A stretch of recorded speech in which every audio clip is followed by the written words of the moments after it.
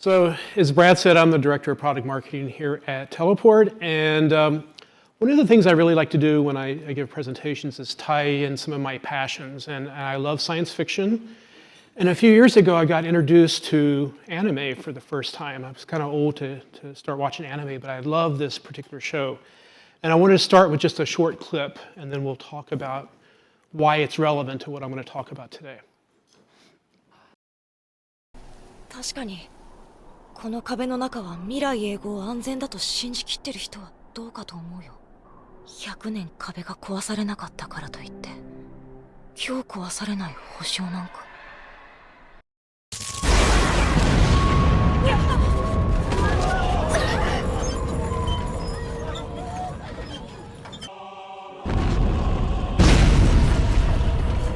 そんなあの壁は50メートルだぞ。やつだ。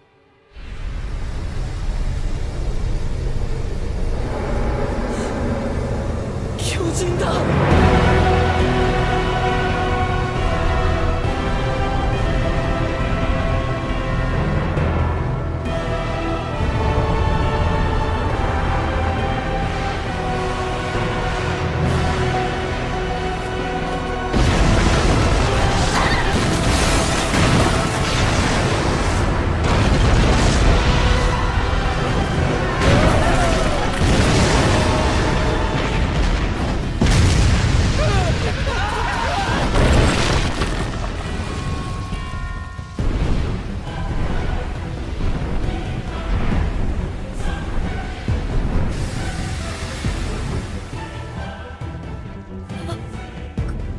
壁にもうダメなんだ。この街はもう無数の巨人に占領される。 Were you guys able to catch some of those subtitles? So I saw this, I guess, the first time about 4 years ago, and it's actually a great anime show. Lots of depth and different levels, and just to kind of summarize what it is, it's about a dystopian human society that is living on an island protected from these titan creatures. You don't really understand what they are other than they look like oversized humans, but they like to eat the other people. It's called Paradise Island, and it's protected by not only the fact that it's an island, but it has multiple walls. And the further you get inside, is where the more critical parts of the society is, like the king and the royalty lives in the very center. And then as I was watching this, I'm thinking, there's a lot of parallels here with what we do in security. And these are just some of the subtitles that was in that clip.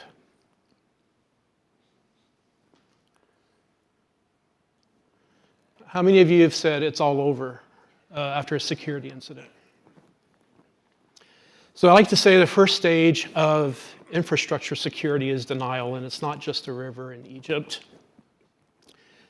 Frequently here we have lots of security measures in place, and usually there are lots of security measures. And I hear, from many customers when I'm speaking at conferences, that, yeah, we're fine, we're doing great, we have all of these things in place, but still breaches occur.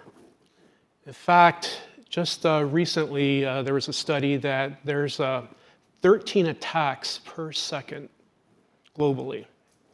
There were 420 million attacks between January of 2023 and January of this year. And that's 30% rise over the previous year.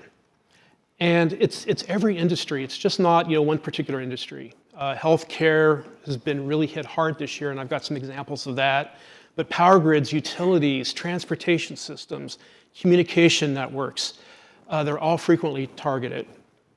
And these aren't just hackers anymore, they're threat actors from foreign countries, including China, Russia, and Iran.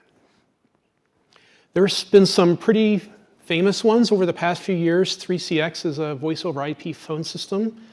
I think they were breached with malware that infected 78 million of their customers, something ridiculous. It was a very, very high number. This year, this well-known Chicago Children's Hospital was breached, and they shut down for over 6 to 8 weeks because they could not access their internal systems. And it impacted, what was it? 800,000 patient records were breached, 800,000.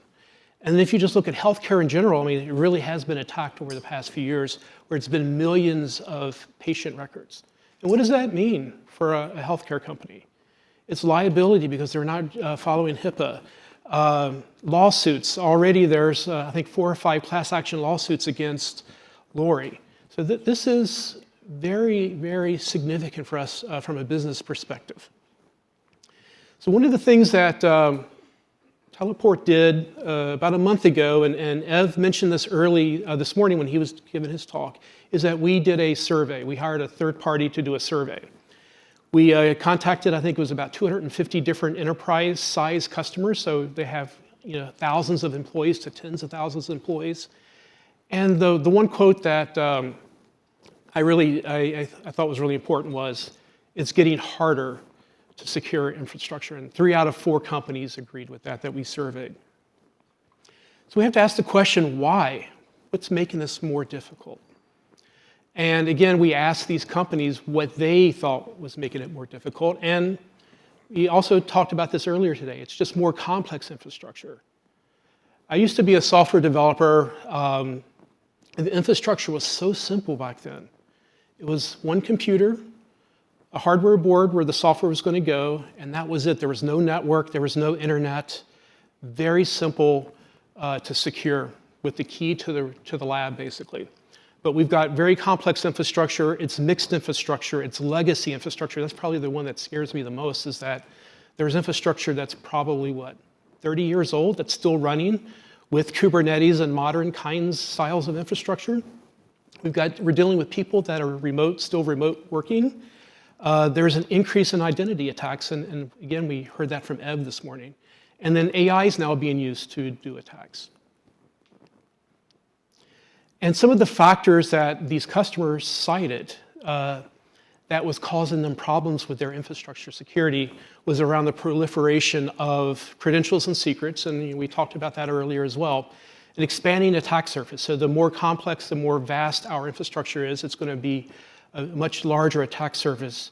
Regulatory compliance. So yes, we do have HIPAA, we have other regulations in place, and that does add to the complexity. And then the one, as an old software developer, that I like to never forget about, it's time to market pressure. It's having your developers they're being told to do more in less time. And when that happens, it creates errors, basically. So what's the most difficult attack to protect against? I'll go back to Attack on Titan. This is a main character. First season, great guy. I really liked the character. But I think it was the second season that we find out he has a secret identity, and he's one of the Titans. So he was living within the walls the entire time. No one knew. And so it's identity-based attacks that we have to be concerned with, and those are caused by things like AI impersonation, social engineering, compromised privileges, and secrets. Not only do we have to worry about the individuals who are being compromised, but as we saw last year, we have to worry about IDPs, identity platform providers, Okta being one that had a very major breach. So going back to the survey, we asked the people, the companies, what they thought they were doing well. And these are the things that they reported that they were doing really well. And it's great news. They were protecting sensitive data. They were ensuring system availability. They were complying with regulations. They were making sure that they were preventing unauthorized access. So all of the things that you'd want to hear. So we heard this. Then we asked, what are they doing poorly? Do you see anything interesting here? It's the exact same answers. And so when we saw the results, we thought, what is going on here? How can this be? And the data showed a really interesting pattern, that the top third of the people that claimed that they were doing really well was basically 1/3 of the respondents. The bottom third basically said they were not doing well. And we're going to see what some of the differences are, and I find this really interesting. And so in the report, we call them virtuosos and novices.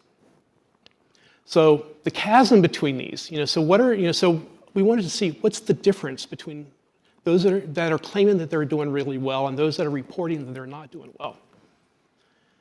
So the people that said they were experts reported, on average about 2 security incidents over the past couple of years. In contrast, 12 were reported by the novices. We saw this data early this morning. Annualized cost for a security incident of the leaders, $637,000. But in contrast, and this is really scary, 10 times higher for the novices. And then when we asked them about the cost, how much does it cost you to mitigate a security incident? $384 versus $1.1 million. So clearly, we're starting to see a pattern that those who are taking security seriously and are implementing a defense in depth approach are having better results. They're yielding better results than those that aren't.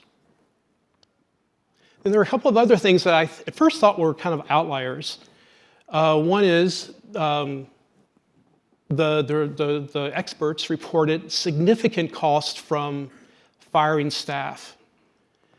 And I thought for a minute, that's actually kind of interesting because the novices didn't report that. And I guess you could interpret the data in many different ways, but I tend to interpret it that the leaders are taking security more seriously and they're holding people responsible for breaches in security. And then the other thing that the leaders reported was higher cost for business interruption. So if there's a security incident, just like with Lori Healthcare System, it had significant impact on their business and on their patients. So what exactly are they doing differently? Because we asked everyone that was surveyed, what are the kinds of things that you do? The virtuosos reported that there was a pattern of they were doing 13 key things. And I'm not going to go through the list, but I will point out a few of these because they're very relevant for teleport. They were using phishing-resistant passwordless authentication. They were using cryptographically authenticated identities for users and also for systems and resources. And then they were also using a single store for all of their identities, not just humans, but for humans and machines. And then when we looked at the numbers of, okay, well, how many more are using cryptographically authenticated identities? It was 62%, and then they were 67% more likely to have implemented phishing-resistant passwordless authentication. So I think that's a key finding here in this survey and report.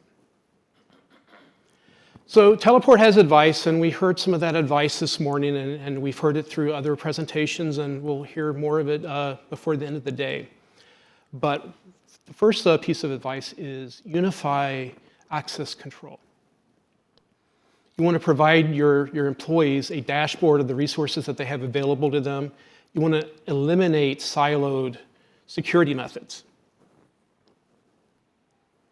Eliminate security backdoors, and then unify user and machine policy. So don't keep those siloed.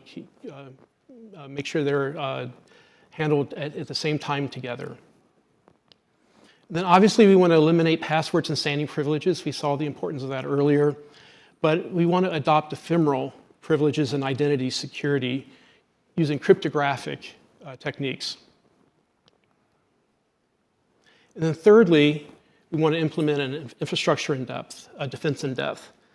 And we want to do things like create redundant identity verification using MFA, implement principles of least privilege, and use MFA for first device enrollment so we can trust those machines that are accessing.